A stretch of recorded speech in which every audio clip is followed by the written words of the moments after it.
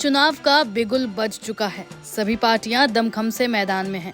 Delhi BJP Yamuna प्रदूषण और भ्रष्टाचार के आरोप लगाकर आम आदमी पार्टी को घेरती रही है, लेकिन हर बार आम आदमी पार्टी इन आरोपों से पार पा लेती है और लोगों तक अपनी बात पहुंचाने में भी सफल हो जाती है। खासकर आम आदमी पार्टी के शीर्ष नेताओं पर लगाए गए आरोपों के बाद अरविंद केजरीवाल और मनीष सिसोदिया जैसे बड़े नेताओं ने पार्टी में फिर से जान फूंकने वाला काम किया। लेकिन सबके मन में एक सवाल अब कौंधने लगा है कि अरविंद केजरीवाल के सामने बीजेपी आखिर किसे खड़ा करने वाली है, क्योंकि आम आदमी पार्टी अरविंद केजरीवाल के नेतृत्व में दिल्ली चुनाव लड़ने जा रही है, लेकिन बीजेपी के पास अब तक ऐसा कोई मजबूत चेहरा नहीं है। एक्सपर्ट्स का मानना है कि इस बार भी बीजेपी पिछले चुनाव की तरह केजरीवाल बनाम मोदी वाली रणनीति अपना सकती है। दरअसल बीजेपी के पास राष्ट्रीय स्तर पर मजबूत नेतृत्व है, लेकिन दिल्ली की जमीनी राजनीति में पार्टी कहीं न कहीं कमजोर नजर आ रही है। माना जा रहा है कि बीजेपी की तरफ से चेहरा विहीन रणनीति पार्टी को कमजोर कर सकती है। ऐसा इसलिए क्योंकि चुनाव नजदीक है और अभी तक बीजेपी के पास कोई बड़ा नाम नहीं है जो दिल्ली में मुख्यमंत्री पद के लिए चेहरा बन सके, जिससे दिल्ली में इस रणनीति से बीजेपी को पिछली बार की तरह नुकसान हो सकता है। गौरतलब है कि दिल्ली इलेक्शन से पहले आम आदमी पार्टी लोगों को लुभाने के लिए लगातार घोषणाएं कर रही है। इसी दौरान पूर्व मुख्यमंत्री और आप संयोजक अरविंद केजरीवाल महिला सम्मान योजना का रजिस्ट्रेशन करने के लिए खुद महिलाओं के घर पहुंच गए। इसके बाद उन्होंने मीडिया से भी बात की। आज से पूरी दिल्ली में महिला सम्मान योजना और संजीवनी योजना, इन दोनों का रजिस्ट्रेशन चालू हो रहा है। महिला सम्मान योजना के तहत हर महिला को, रजिस्ट्रेशन करने वाली महिला को 2100 रुपए हर महीने दिए जाएंगे और संजीवनी योजना में रजिस्ट्रेशन करने वाले लोगों का 60 साल से ऊपर के लोगों का पूरा इलाज का खर्चा सरकार देगी, चाहे प्राइवेट में हो चाहे सरकार में हो। तो अभी हम लोग मेरी विधानसभा में, नई दिल्ली विधानसभा में यहाँ पे आए हुए हैं। आप लोगों के सामने मैंने खुद इसका आरंभ किया, मैंने और आतिशी जी ने कई महिलाओं का रजिस्ट्रेशन करके।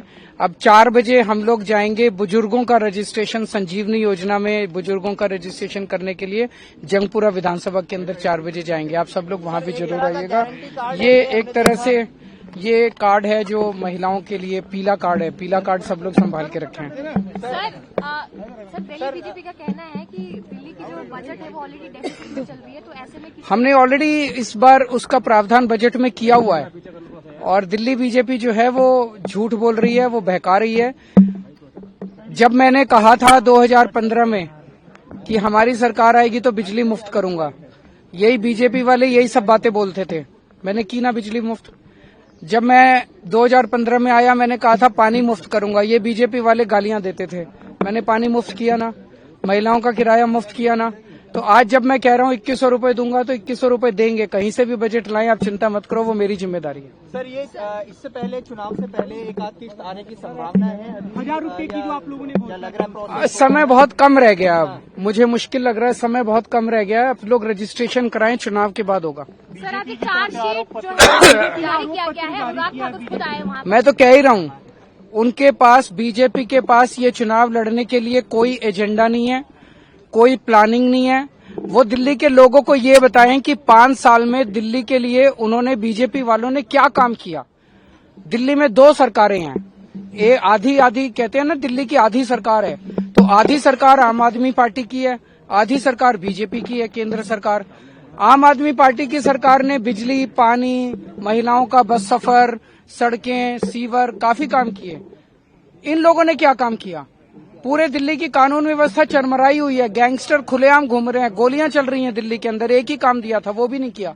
7 MP इनके हैं, LG साहब इनके हैं, उसके करोड़ों अरबों रुपए इनके पास केंद्र सरकार के पास है। 4 सड़कें बना देते, थोड़ी सी दिल्ली के अंदर अस्पताल नए बना देते, कुछ तो कर देते बीजेपी वाले। इन्होंने कोई काम नहीं किया।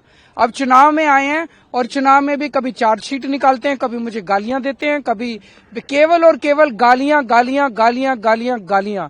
इनका एक ही मैनिफेस्टो है, केजरीवाल को गालियां दी केजरीवाल को आने वाले 5 साल में गालियां देंगे।